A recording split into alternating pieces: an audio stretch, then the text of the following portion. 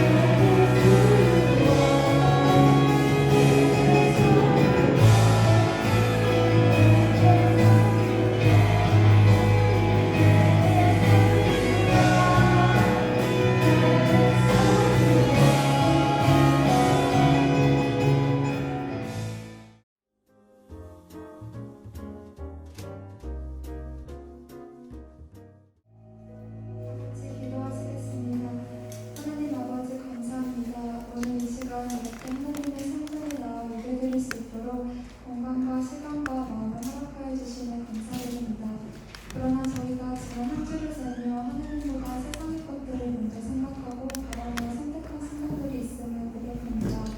저희의 이런 연약함을 용서해 주세요.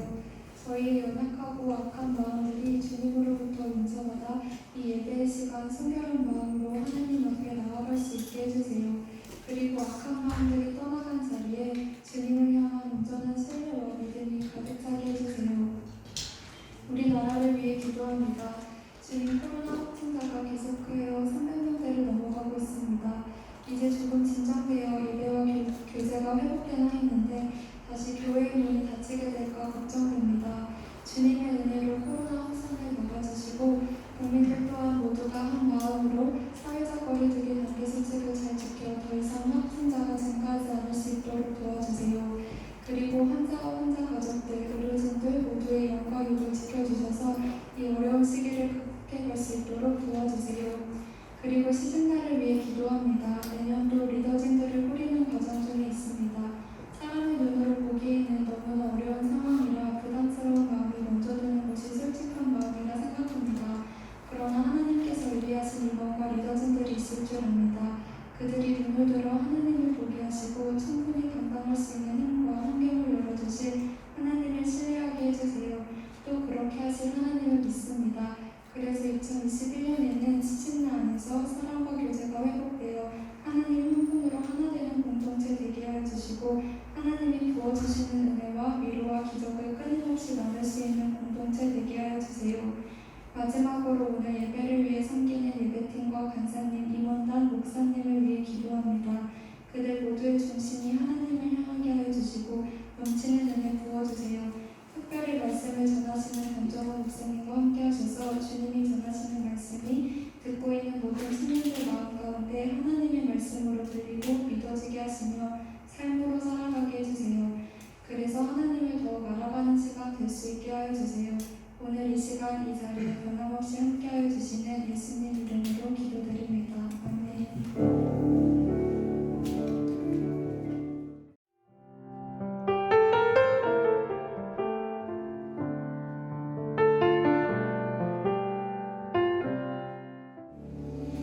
하나님 말씀 보겠습니다. 하나님 말씀은 창세기 22장 7절로 19절까지의 말씀입니다. 구약 성경 28쪽쯤에 있습니다. 창세기 22장 7절로 19절 말씀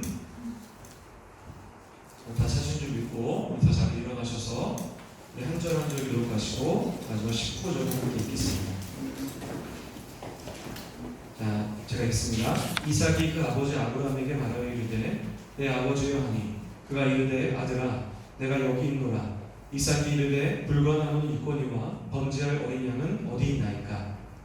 아브라함이 이르되 내 아들아 번제할 어린 양은 하나님이 자기를 위하여 친히 준비하시리라 하고 그 사람이 함께 나와서 하나님이 그에게 일러주신 곳에 이른지라 이 아브라함이 그곳에 제단을 쌓고 나무를 버려놓고 그의 아들 이삭을 결박하여 제단 나무 위에 놓고 손을 들어 칼을 잡고 그 아들을 잡으려 하니 여호와의 사자가 하늘에서부터 그를 불러 이르시되 아브라함아 아브라함아 하시는지라 아브라함이 이르되 내가 여기 있나 하네. 너희에게 손을 대지 말라 내게 아무 일도 하지 말라 내가 너희 아들 내 독자자도 내가 아끼지 아니하였으니 내가 이제야 내가 하나님을 경외하는 줄을 알아라. 아브라함이 눈을 들어 살펴본즉 한 순양이 뒤에 있는데 뿔이 수풀에 걸려 있는지라 아브라함이 가서 그 순양을 가져다가 아들을 대신하여 번제로 드렸더라. 아브라함이 그 땅 이름을 여호와 이르라 하였으므로 오늘날까지 사람들이 이르기를 여호와의 산에서 준비되리라 하더라. 여호와의 사자가 하늘에서부터 두 번째 아브라함을 불러 이르시되 여호와께서 이르시기를 내가 나를 가리켜 맹세하노니 내가 이같이 행하여 너희 아들 육적으로 아끼지 않았은즉 내가 내게는 큰 복을 주고 내 씨가 크게 번성하여 하늘의 별과 같고 바닷가의 모래와 같게 하리니 내 씨가 그 대적의 성문을 차지하리라. 또 내 씨로 말미암아 천하와 민이 복을 받으리니 이는 내가 나의 말을 주체하였음이라 하셨다 하니라. 함께 읽겠습니다. 이에 아브라함이 그의 종들에게로 돌아가서 함께 떠나 브에스바에 이르러 거기 거주하였더라. 아멘. 잘 읽겠습니다. 옆 사람과 우리 인사하겠습니다. 손만 흔들면서 안녕, 안녕이라고 외치겠습니다. 우리 옆 사람, 뒤 사람 인사하겠습니다. 안녕. 네, 안 하시는 사람도 있네요. 네, 우리 사랑하는 우리 청년들 가운데 하나님의 놀라우신 은혜가 함께 하실 줄 믿습니다. 우리가 제가 특별히 기도하는 것은 우리 청년들이 코로나 안 걸리도록 제가 열심히 기도하고 있습니다. 여러분들 안전하게 지켜야 기도하고 있으니까 삶에 너무 적극성을 잃어버리지 마시고 아무리 어떤 상황에도 적극적으로 이 땅에서 열심히 살아가시기를 부탁을 드립니다. 오늘 저는 이 창세기 22장 7절로 19절 말씀을 중심으로 여호와 이레라는 말씀의 제목을 가지고 말씀을 전하도록 하겠습니다. 오늘 이제 창세기 22장에 대한 이 세 번째 이야기예요. 아브라함이 이삭을 하나님께 번제로 바치는 세 번째 시간이죠. 이미 잘 들으셨겠지만 오늘 본문의 얘기를 다시 한번 간단히 이야기 드린다면 아브라함이 브엘세바에서 산위길을 건너서 도착한 곳은 바로 모리아라는 땅이에요. 그리고 그 모리아에 있는 한 산에 이제 오르게 되죠. 아들 이삭과 함께 아브라함은 이삭을 이제 하나님 앞에 번제로 바치려고 합니다. 그래서 자신의 독자였던 이삭을 번제단 위에 올려놓고 칼을 들었습니다. 그런데 갑자기 그 순간 여호와의 사자가 나타난 거예요. 그래서 하나님께서는 이 여호와의 사자의 입을 통하여 하나님의 말씀을 전하게 됩니다. 이렇게 부릅니다. 아브라함아, 아브라함아. 원어를 보면은 간절한 부르짖음이라고 해요. 하나님께서 신이 인간을 이렇게 부를 필요가 있었어요. 이런 생각까지 드는데 간절한 목소리로 여호와의 아브라함의 이름을 부르짖는 거죠. 아브라함은 이 간절한 하나님의 부르짖음의 목소리에 응답을 했고 그리고 나서 하나님께서 아브라함에게 이렇게 말씀하십니다. 우리 다 같이 12절 함께 읽겠습니다. 함께 읽겠습니다. 22장 12절 시작. 사자가 이르시되 그 아이에게 손을 대지 말라. 그에게 아무 일도 하지 말라. 내가 내 아들 독자까지도 내게 아끼지 아니하였으니 내가 이제야 내가 하나님을 경외하는 줄을 아노라. 이렇게 얘기하는 거죠. 그러니까 하나님께서는 아브라함의 믿음의 실제를 이제 보신 거예요. 그래서 너무나도 되게 기쁘셨습니다. 하나님께서는 이 모습을 통해서 아브라함이 하나님을 얼마나 신뢰하고 있구나를 정확하게 이제 깨달으신 거죠. 후에 아브라함이 고개를 들어보았는데 숫풀에 숫양 한 마리가 걸려 있는 것을 봐요. 그리고 나서 그것이 바로 오늘 내가 드려야 할 번제물을 깨닫고 그 수량을 데려다가 번제단 위에 올리고 이제 하나님 앞에 번제를 드렸다. 그리고 나서 아브라함의 이 땅의 이름을 이렇게 부릅니다. 여호와 이레라고 부르는 거죠.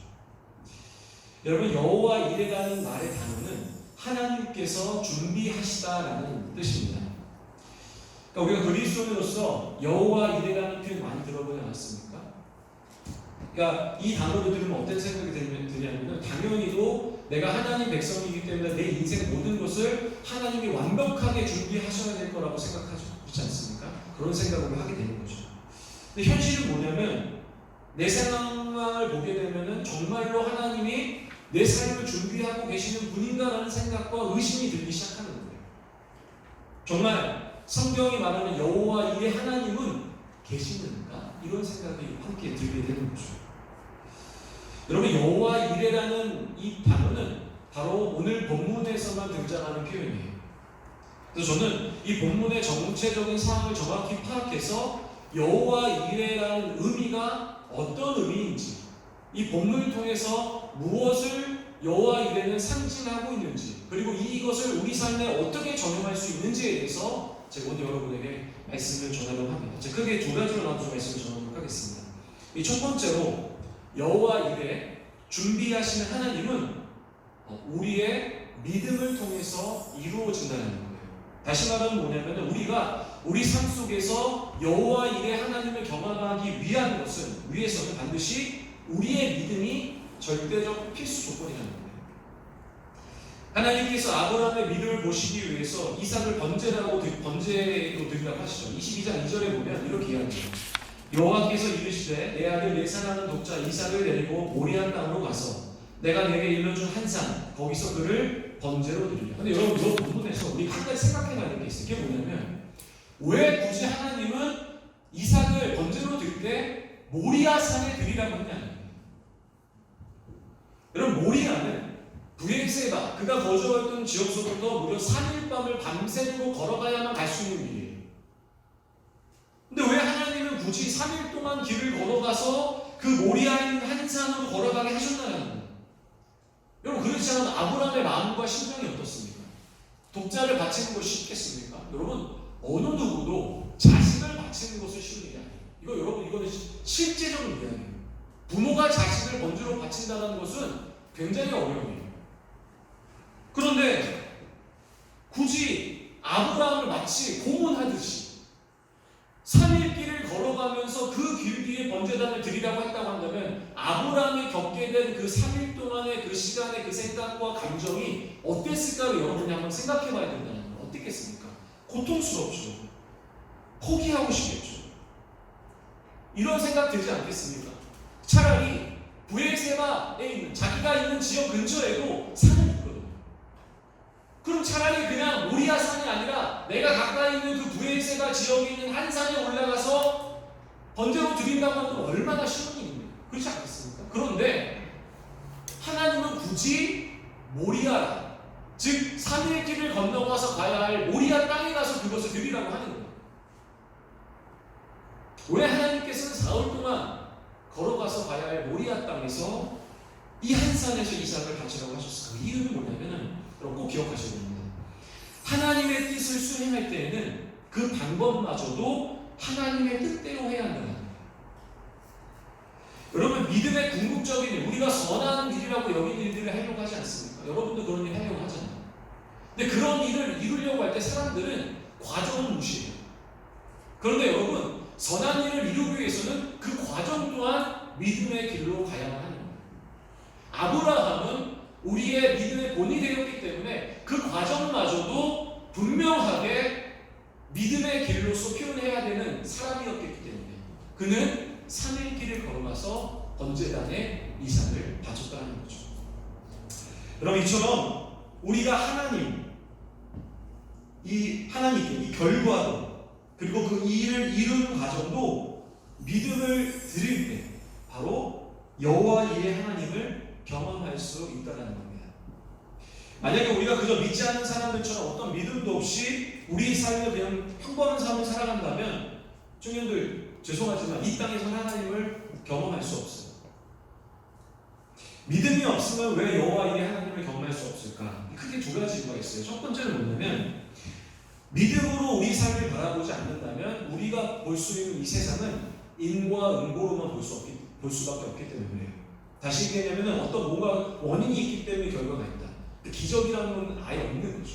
그러니까 하나님의 개입하신 게 없는 거예요.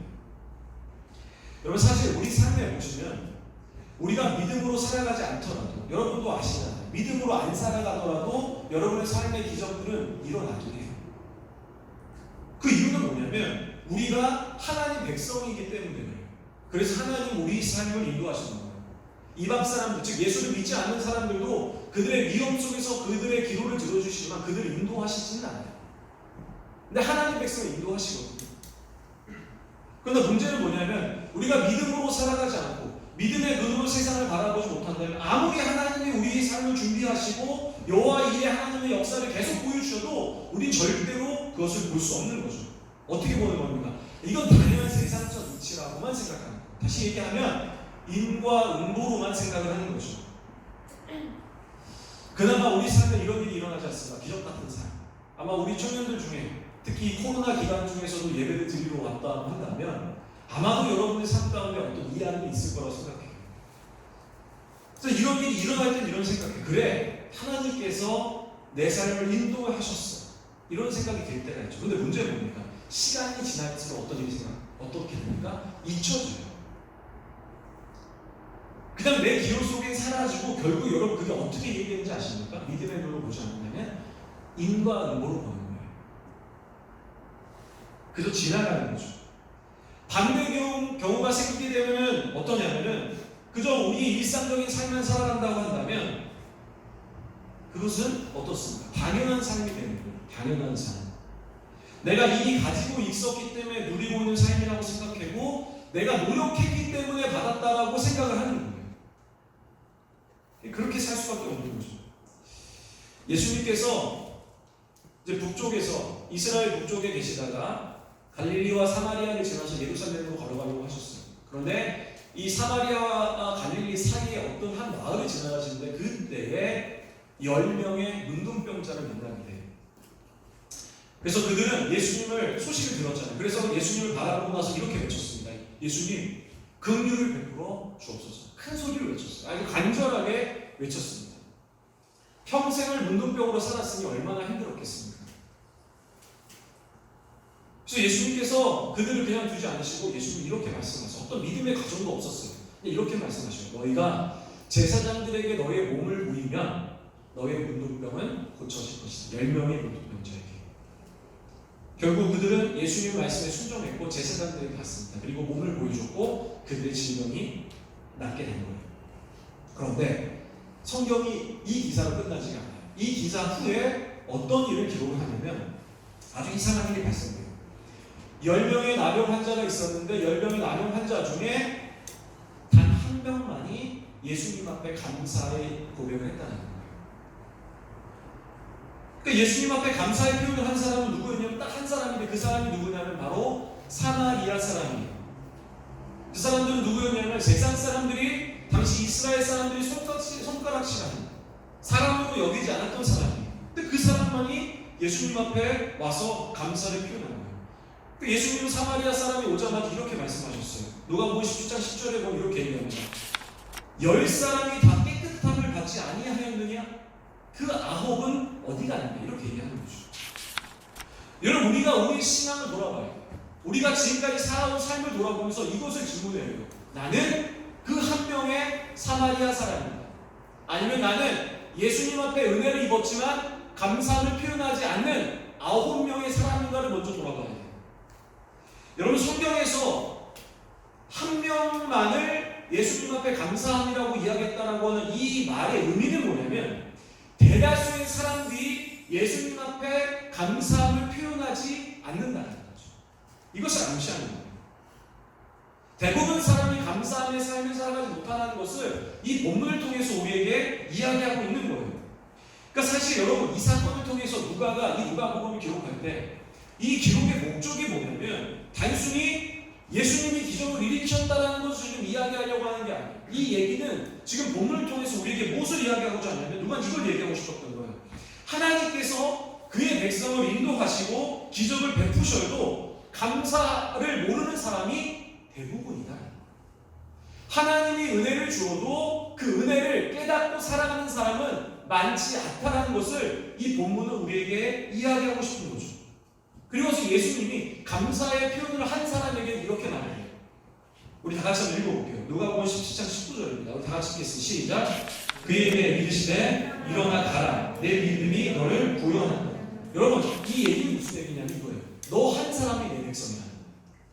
구원을 했다라는 것은 이 나머지 사람들은 구원을 못 받은 거예요. 병에 치유는 받았지만 은혜는 입었지만 너 아직은 이 9명은 내 백성이 아니야. 하지만 하나님 앞에 감사함을 표현했던 그는 뭐라고 얘기하냐면은 너는 구원받았다. 넌 내 백성이라고 이야기하고 계시는 거죠. 아마도 치료받았던 9명의 사람들은 아마 다른 사람에게 이렇게 이야기했을 거예요. 이 모든 것은 그저 우연이야. 어떤 사람은 이렇게 이야기하기도 했겠죠. 제사장이 좀 특별했던 것 같다. 어떤 사람은 이렇게 이야기했을 거예요. 내가 노력했다. 말도 안 되는 이야기를 내가 따라갔을 뿐이야. 내가 정말 노력했다. 여러분 우리를 돌아봐요. 그게 뭐냐면 나는 이 사마리아 사람 아니면 예수님 앞에 감사함을 표현하지 못하고 있는 이 9명의 사람인가를 우리가 돌아봐야 된다는 거예요. 여러분 우리 삶에 일어난 모든 일은 여러분이 하실 것 같죠. 근데 그렇지 않다라고 성경은 분명히 이야기해요. 우리 삶에 일어난 일들 작은 것 하나하나가 모두 하나님이 주셨다는 거예요. 여러분 우리가 노력해서 산다라고 생각하죠. 내가 노력했기 때문에 시험에 통과했고 노력했기 때문에 내 인생의 결과가 이거라고 생각해요. 내 부모님이 나에게 이걸 주셨기 때문에 그렇다고 생각을 하죠. 그러나 여러분 잘 아셔야 되는 건 뭐냐면 하나님이 주신 거예요. 내가 노력할 수 있는 것은 누가 그것을 할 수 있게 하셨느냐? 하나님이 하신 거예요. 어떤 사람은 노력할 수 있는 사람도 있고요. 어떤 사람은 노력하고 싶어도 노력할 수 없는 사람도 있어요. 그렇다고 한다면 노력하는 사람을 내가 했다라고 얘기하면 이거는 논리적인 모순 아니겠습니까? 내가 한 것도 주님이 주신 거라고 얘기하는 것이 정확한 거죠. 그래서 사도 바울은 이런 이유 때문에 지난주에 제가 이야기했던 것처럼 우리 삶은 늘 항상 그리고 범사에 감사해야만 한다라고 분명히 이야기해요. 그래서 에베소서 5장 20절에 보면 이렇게 이야기해요. 다 같이 한번 읽어보겠습니다. 시작! 범사에 우리 주 예수 그리스도의 이름으로 항상 아버지 하나님께 감사합니다. 이게 이런 삶이 어떻게 일어나냐면은 바울은 그런 거예요. 내 삶에 일어나는 모든 일들이 내가 한 것이 아니고 내 삶에 일어난 모든 것들은 다 주님이 주신 겁니다.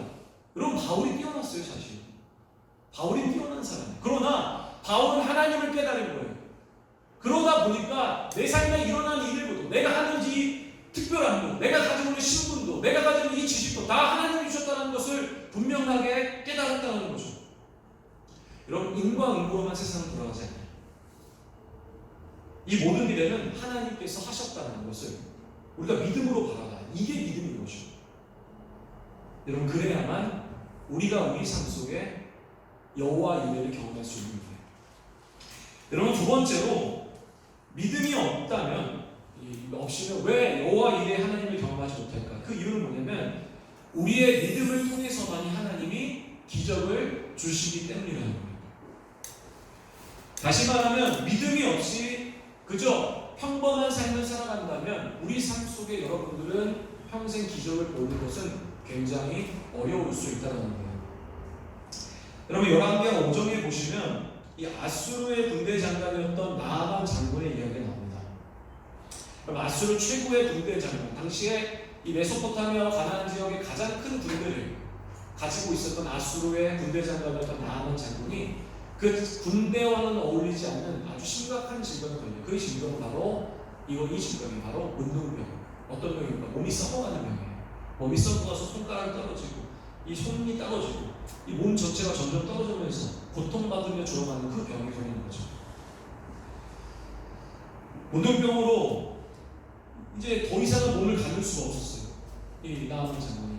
그러다가 어느 날 이 고통받는 중에 자신의 몸종이었던 이스라엘로부터 왔던 이 몸종으로부터 한 가지 이야기를 듣게 돼요. 그게 뭐냐면 북이스라엘에 가면 엘리사라는 사람이 있는데 이 엘리사라는 사람은 바로 이 문둥병을 고칠 수 있는 능력이 있다.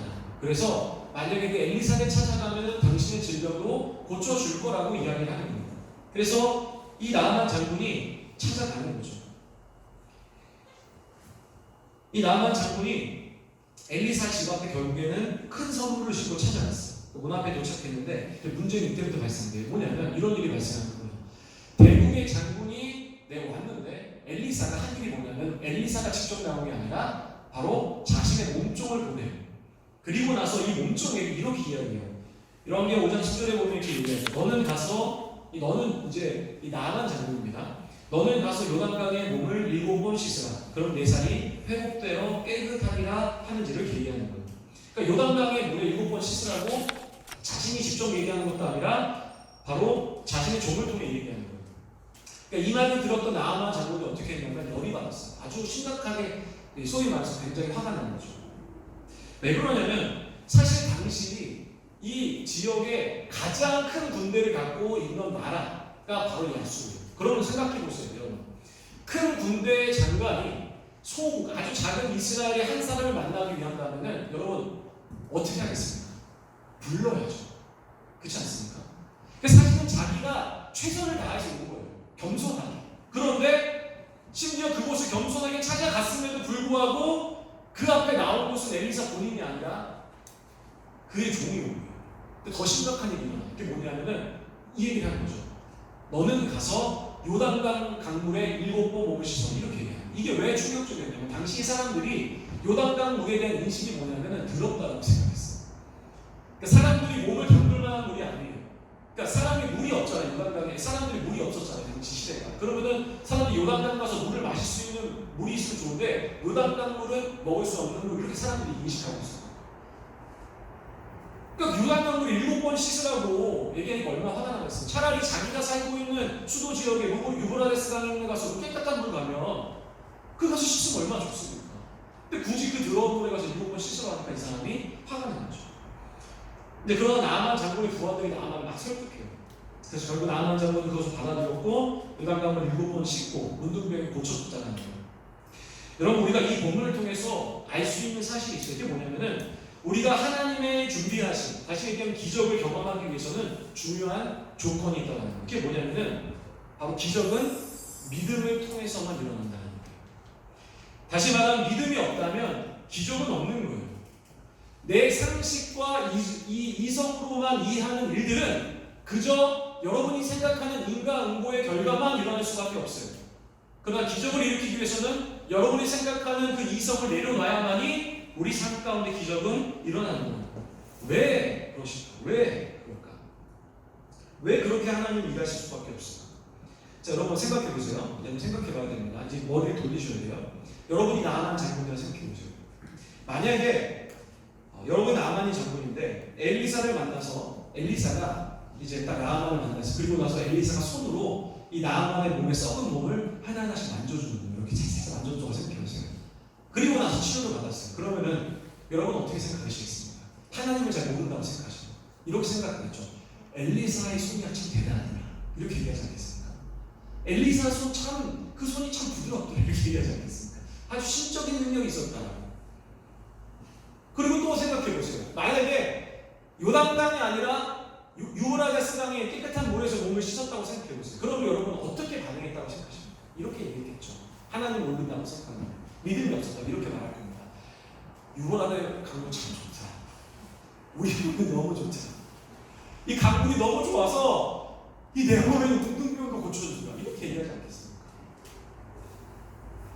그래서 하나님은 이상한 방법을 쓰시는 거예요. 우리의 생각과 이성을 통해서 일하지 않았어요.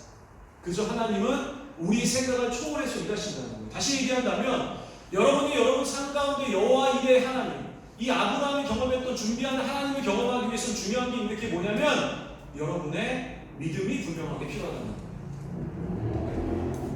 사랑하는 청년 여러분, 우리 믿음으로 우리 삶을 돌아봐야 돼요. 그리고 하나님께서 지금까지 이끄셨다는 것을 하나님이 하셨다는 것을 우리가 인정해요.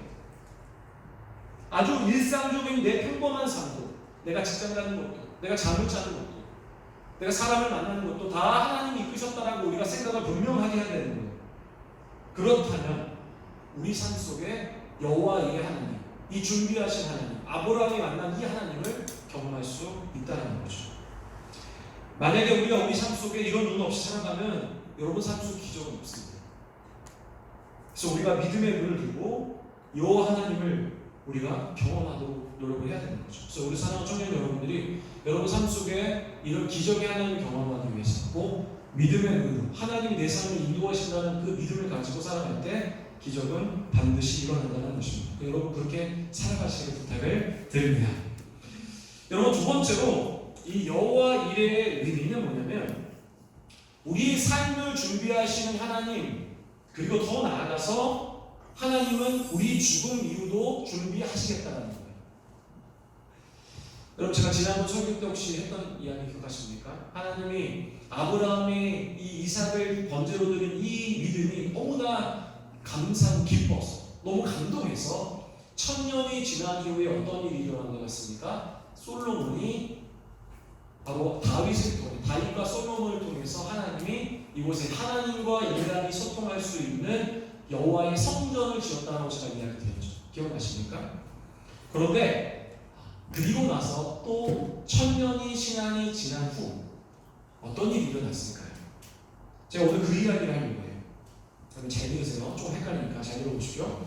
히브리어로 모리아라는 것은 헬라어로 뭐라고 표현하냐면 골고다라고 표현해요.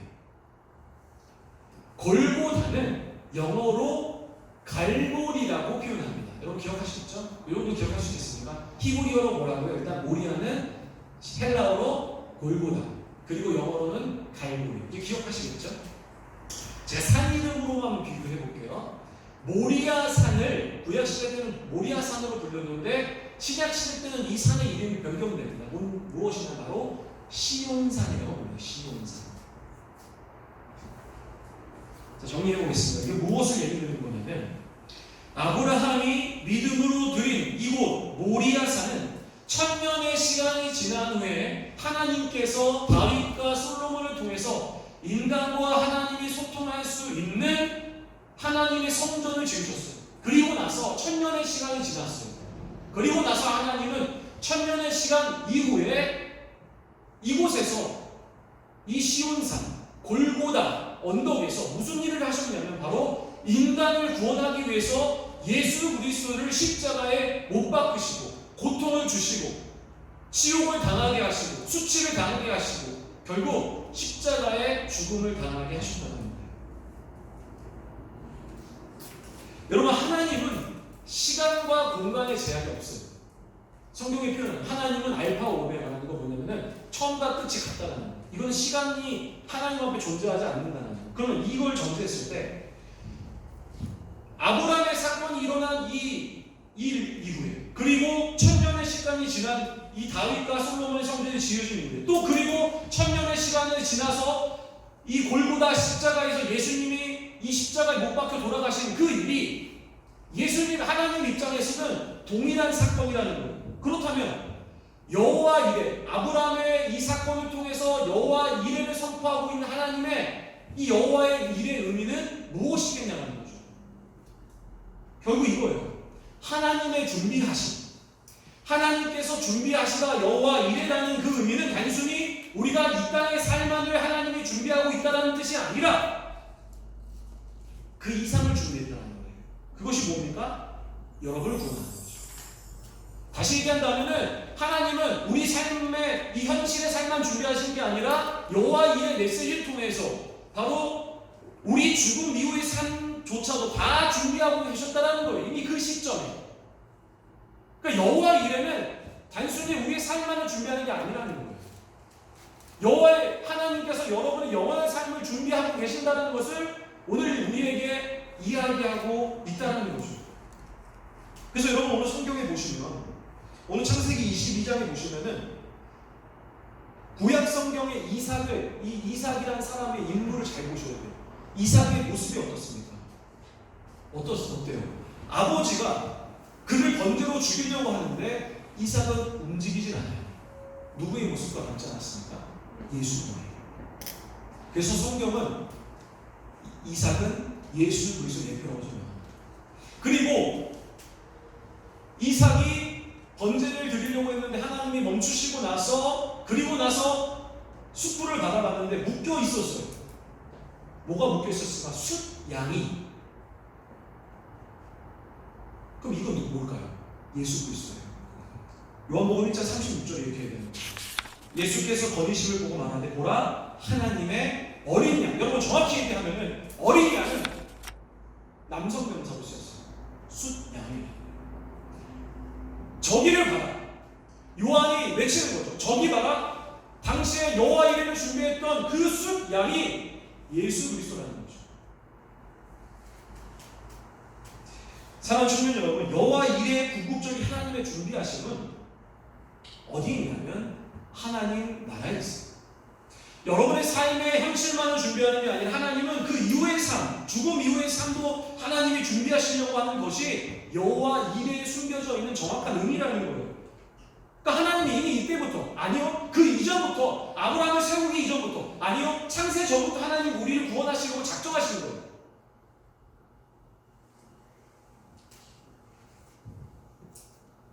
제가 믿음을 통해서만이 여호와 이레를 경험한다고 이야기되지 않았습니까? 그래서 여러분, 우리가 예수님께 우리 죄를 위하여 모리아산, 시온산, 골고다를 건너 이 십자가에 못 박히셔서 돌아가시고 부활하신 우리가 믿을 때라면 우리가 구원을 받는 거예요. 여러분 안 믿으면 구원 못 받습니다. 여러분 교회를 나온다고 우리가 구원 받는 거 아니에요. 예수님 믿어야 돼요. 예수님이 내 죄를 위해 돌아가시고 부활하신다는 사실을 모두가 믿어야 돼요. 여러분 믿음의 길을 모두가 걸어가고 하나님 나라가 들어가고 싶지 않습니까? 근데 여러분 우리가 우리 중에서도 예수 안 믿으면 이 죄의 사실을 믿지 않는다면 여러분 우리 구원 못 받는 거예요. 여러분 우리는 아직 젊죠. 그러다 보니까 죽음 이후의 어떤 삶에 대해서 얘기하면 마치 좀 이렇게 보는 경향이 있죠. 아까 쉽게 보는 경향이 있어요. 죽음 이후를 얘기하면 제가 이제 목사로서 아직 젊지만 이 목사가 저는 죽음의 얘기를 하면은 약간 좀 뭐라고 보냐면 약간 미친 광신도 교회 다니는 미친 광신도 많아요 저는. 여러분 아니요. 여러분 죽음은 우리에게 멀리 있는 게 아니에요. 한번 시간을 생각해 보세요. 여러분들 이제 나이가 조금씩 먹어가고 있잖아요. 어른들이 이런 얘기 하세요. 10대 때는 10kg, 20대는 20kg, 60대는 60kg, 70대는 70kg. 저도 요즘 시간이 빨리 가는 걸 느끼고 있어요. 결국 우리는 여러분 죽음을 향해서 점점 빨리 그 길을 걸어가고 있는 거예요. 어느 암투병을 하고 계시는 성도님이 60대 성도님이 이런 얘기를 하셨어요. 이전에는 내 삶에 보이는 그 이야기, 내 인생의 성공, 내 자녀의 이야기가 내 인생의 전부라고 생각했대요. 그런데 60이라는 나이를 맞이하고 죽음이라는 것을 내 눈앞에 이제 보면서 깨달은 건 뭐냐면은 이제는 내 삶이 전부가 아니구나 라는 것을 깨닫기 시작했대요. 죽음 이유를 보기 시작했다는 거죠. 이제는 후회 없는 삶을 살고 싶다는 거예요. 여러분 히브리서에도 보시면 아브라함이라는 사람이 실제로 바라봤던 것은 현재의 삶이 아니었어요. 그가 바라본 게 뭔지 아십니까? 죽음 이후의 삶. 사람들은 아브라함이 축복을 생각하고 세상적인 축복만 생각한 사람으로 생각해요. 복의 근원으로만 생각하죠. 근데 그게 아니에요. 한번 읽어볼까요? 여러분 좀 긴데 제가 꼭 읽어보고 싶어서 여러분에게 이 본문을 같이 좀 읽어보고 싶습니다. 히브리서 11장 13절부터 16절이에요. 자, 남자 청년들이 13절 홀수 읽어주시고 짝수는 여성 청년들 읽어주시기 바랍니다. 우리 다 같이 13절 16절 교독해서 읽어볼게요. 시작! 이 사람들은 다 믿음을 따라 죽었으며 약속을 받지 못하였으되 그것들을 멀리서 보고 환영하며 또 땅에서는 외국인과 나그네 일을 증언하였으니 우리 여성 읽겠습니다. 그들이 이같이 말하는 것은 자기들이 본향 찾는 자임을 나타냅니다. 15절입니다. 남성들 그들이 나아가 본향을 생각하였더라면 돌아갈 기회가 있었습니다. 16절입니다. 그들이 이제는 더 나은 본향을 사모하니 곧 하늘에 있는 것이다. 이러므로 하나님이 그들의 하나님이라 일컬음을 받으심을 부끄러워하지 아니하시고 그들을 위하여 탄성을 내리라. 여러분 지금 여기서 얘기하는 그들은 누구냐면은 아브라함, 에녹, 노아 같은 우리의 믿음의 손들을 얘기해요. 근데 그들이 바라본 게 뭐라고 합니까? 하나님 나라예요. 하늘에 있는 것. 다시 얘기하면은 하나님의 사람들이 바라봤다는 것은 이 땅의 삶만이 아니라 죽음 이후의 삶을 보고 있었기 때문에 그 믿음의 길을 걸어갔다는 것을 성경은 우리가 분명히 얘기하는 거죠. 이 말씀을 정리하겠습니다. 하나님께서는 하나님 백성의 삶들을 준비하세요. 오늘 본문의 핵심 구절 창세기 22장 14절을 다 같이 한번 읽겠습니다. 시작. 아브라함이 그 땅의 이름을 여호와 이레라 하였으므로 오늘날까지 사람들이 이르기를 여호와의 산에서 준비되리라 하죠. 하나님의 준비는 우리의 현재의 삶을 준비해 주셨어요. 그리고 현재의 삶으로 끝난 게 아니라 죽음 이후의 삶과 함께 준비해 주신 거예요. 여러분 잘 기억하셔야 돼요. 이것은 그리스도인만이 가진 특별한 권한이에요.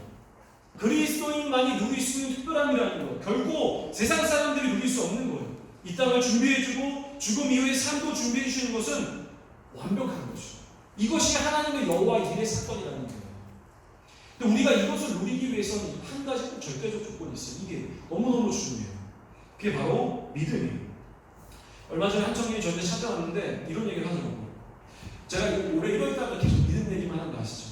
근데 저한테 그런 얘기를 하더라고요. 목사님 이제 목사님이 왜 믿음을 이야기하시는지 믿음이 왜 중요한지 깨달았다는 참 감사했어요. 저는 우리 청년들 모두가 이것을 좀 깨닫고 여러분 삶에 실천했으면 좋겠어요. 그러면 우리가 도대체 어떻게 믿음으로 살아가는 것이 어떻게 사는 것이 믿음으로 사는 것인지 제가 구체적으로 오늘 이야기 드리고 얘기 마칠게요.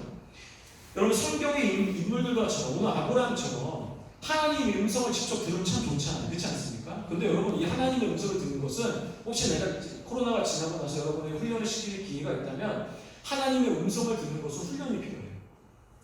수년의 훈련이 필요해요. 그래서 그것들은 나중에 하더라고요.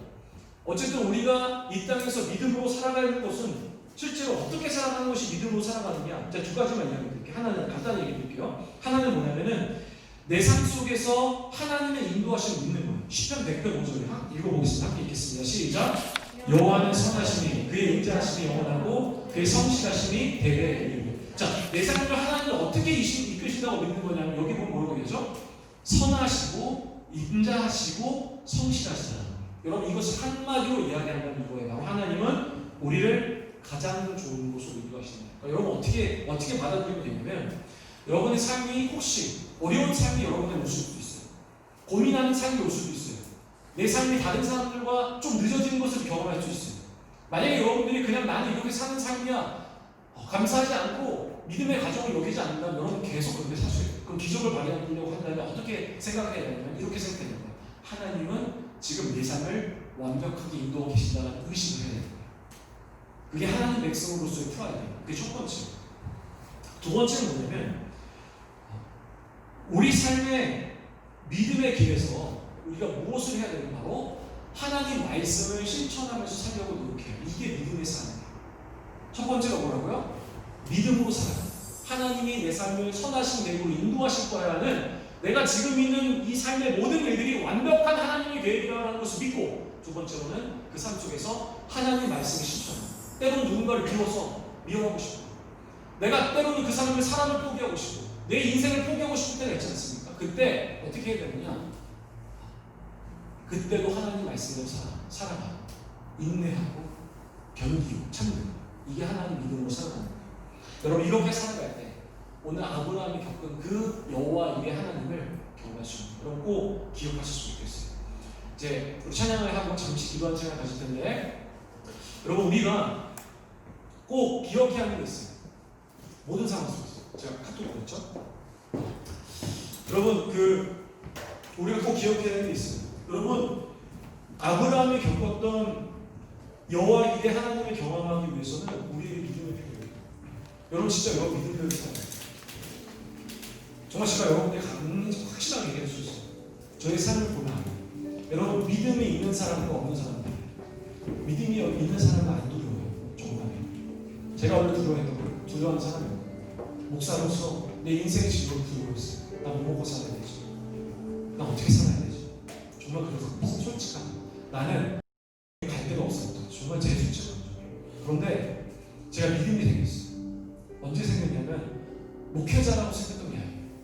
언제부터 생겼냐면 제가 우리 교회에 와서 생겼어요. 그 믿음이라는 게 말씀을 보고 기도하면서. 여러분, 믿음을 가진 사람들은 안 필요해요. 사람들은 필요하지 않아요. 그저 내 길을 열심히 성실하게 할 수 있는 근원의 힘이 거기서 나오거든요.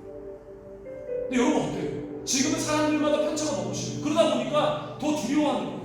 이 땅에 내가 어떻게 살아야 하지? 어떤 사람들은 너무 안정을 누려요. 그러니까 내가 노력한 것처럼 살아요. 교만해지고 반대 사람들. 어떤 사람들은 내 삶이 힘들어 눌려버리는 거예요.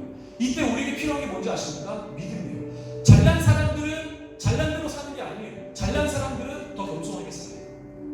내가 눌리고 어려운 사람들은 눌리고 살아가는 게 아니에요. 하나님의 완벽한 계획이 내 삶 가운데 지금 이루어지고 있다는 사실을 완벽하게 믿는 거예요. 그러면 안 두려워요. 저 안 두려워요. 여러분도 그렇게 사셔요. 믿음으로 살아가요. 그럼 안 두려워요. 여러분 이상에 어떤 상황에 어떤 환경이 여러분 가운데 올지라도 여러분 안 두려워하고 평생 굳건하게 살아갈 수 있는 거예요. 여러분 그렇게 살아야죠. 그게 진짜 믿음의 삶이에요. 우리 함께 찬양하시죠. 우리 결단하시고 우리 기도를 함께 하겠습니다. 우리 함께 찬양하겠습니다. 우리 절 찬양하겠습니다. 모든 상황 속에서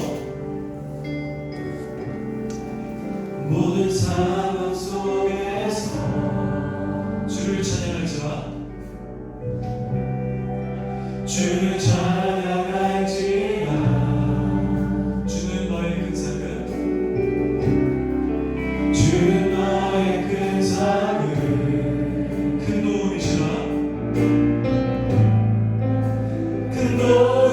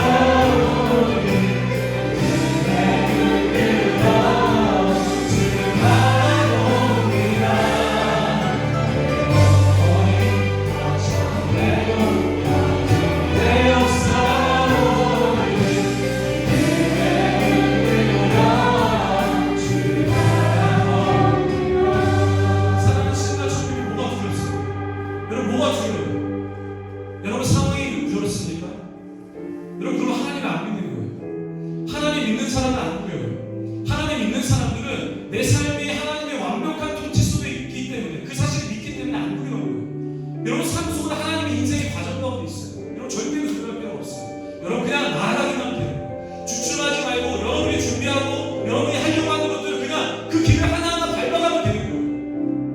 그게 하나님의 백성 특권이라는 거예요. 우산을 전문용어로 하게 기도했으면 좋겠어요. 두렵습니까? 여러분 마치는 게 두렵습니까? 여러분 삶이 두렵습니까? 두려워하지 마세요. 나아가세요.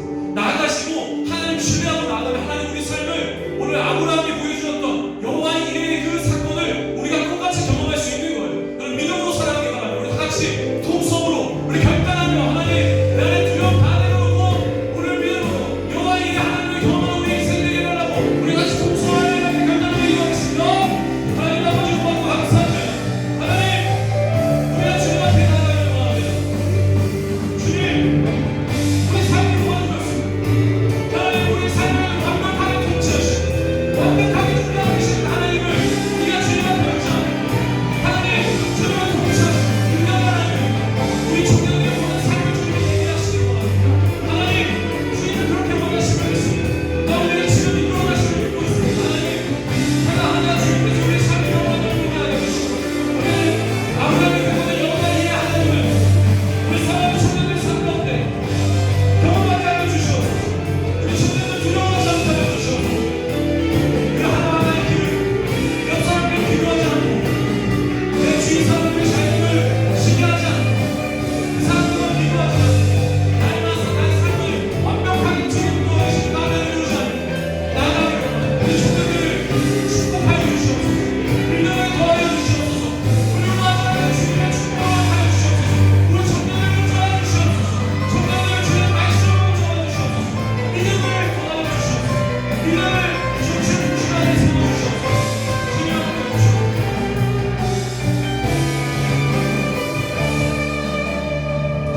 하나님, 우리가 이 삶을 바라보면 여전히도 우리는 두려움만 남습니다. 옆 사람을 비교해 보면 이 사람은 나보다 너무 잘 된 것 같고, 난 너무 뒤처진 것 같고, 내가 무언가를 준비하려고 두렵고 뭔가를 시작하는 것이 어렵다는 것을 하나님 세상을 보면 그런 것을 느낍니다. 그러나 하나님은 우리에게 말씀하십니다. 여호와 이레 하나님 믿음으로 바라볼 때 그 준비하신 하나님을 경험하게 되는 그 은혜를 우리가 맞이합니다. 하나님 우리 청년들에게 두려워하는 마음을 없애주시옵소서. 하나님 우리 청년들 마음 가운데 이 세상을 살아갈 수 있는 굳건한 힘을 주시옵소서.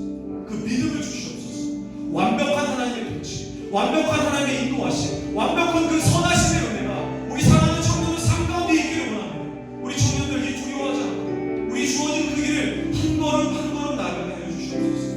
이제 그 길을 준비하여 하나님이 나를 위해 계획하신 그 길을 걸어갈 수 있도록 인도하여 주시옵소서. 함께 하신 믿사오니 또 우리 청년들에게 믿음을 심어주심을 믿사오니 예수님의 이름으로 기도했습니다. 지금은 성부, 성자, 성령, 삼위일체 하나님의 놀라우신 사랑하심과 인도하심과 축복하시는 은혜가 오늘 말씀을 통해 믿음으로 살아가 이 땅에서 여호와 이레 하나님의 경험을 하고 그 경험하기를 원하는 우리 사랑하는 시즌과 청년들 가운데 임하시기를 간절히 축원하옵나이다. 아멘.